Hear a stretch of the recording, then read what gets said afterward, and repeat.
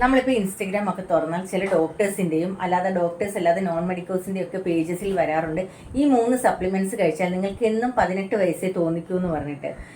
അപ്പോൾ ഈ സപ്ലിമെന്റ്സ് ആയിട്ട് പറയുന്നത് കോമൺ ആയിട്ട് 2-3 ഡ്രഗ്സ് ഉണ്ട്. പക്ഷെ ഒരിക്കലും ഇത് വാങ്ങി കഴിക്കാൻ പാടില്ല. നിങ്ങൾ ഒരു ഡോക്ടറെ കൺസൾട്ട് ചെയ്യുക. നിങ്ങൾക്കിപ്പോൾ ഏജിങ്ങിൻ്റെ ആണ് പ്രോബ്ലം എങ്കിൽ, റിങ്കിൾസ് ആണുള്ളതെങ്കിൽ റിങ്കിൾസിൻ്റെ കാര്യം പറയുക, ബോഡി പെയിൻ ആണെങ്കിൽ അത് പറയുക.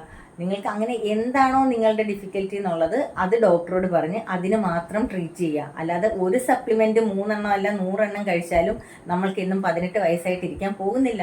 അങ്ങനെയാണെങ്കിൽ എന്ത് സുഖമായിരുന്നു. ആരെങ്കിലും പ്രായമാവുമോ? എല്ലാവരും ഈ 3 സപ്ലിമെൻറ്റ്സ് വാങ്ങിച്ച് കഴിച്ച് 18 വയസ്സിലിരിക്കുകയല്ലേ ഉള്ളൂ.